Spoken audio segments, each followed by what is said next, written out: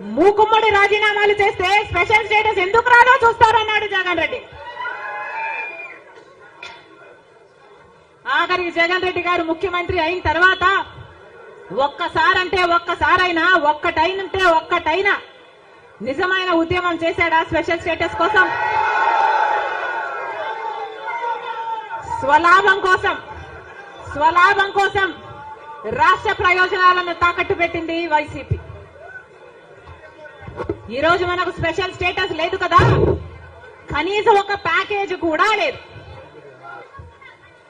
ఉన్న ప్రభుత్వమైనా ప్రతిపక్షమైనా ఒక్కటంటే ఒక్క నిజమైన ఉద్యమం చేసింది లేదు.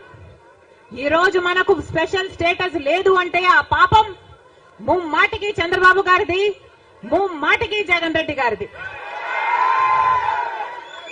స్వలాభం కోసం ఇద్దరు ప్రజల ప్రయోజనాలను తాకిట్టు పెట్టారు. టీడీపీ అంతే, వైసీపీ అంతే, దొందే. అమరావతి రాజధాని అమరావతి అన్నాడు చంద్రబాబు గారు. సింగపూర్ చేస్తానన్నాడు. 3D గ్రాఫిక్స్ మొత్తం గుర్తుందా? 3D గ్రాఫిక్స్ చూపించాడు చంద్రబాబు గారు. పోనీ అమరావతి రాజధాని అయిందా అంటే అది కాలేదు. జగన్ రెడ్డి గారు వచ్చారు. ఒకటి కాదు 3 రాజధానిలు అన్నారు. పోనీ 3 రాజధానిలు అయ్యాయా అంటే ఒక్కటి కూడా లేదు. ఈరోజు మనకు రాజధాని ఏది అంటే ఏదో మనకే అర్థం కాని పరిస్థితి. ఒకటైనా ఉందా అంటే ఏదీ లేదు, ఒకటి కూడా లేదు. మరి ఏమి సాధించుకున్నట్టు?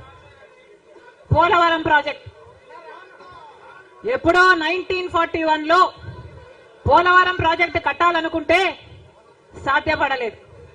ఆఖరికి రాజశేఖర్ రెడ్డి గారు ముఖ్యమంత్రి అయిన 2004లో రాజశేఖర్ రెడ్డి గారు జలయజ్ఞ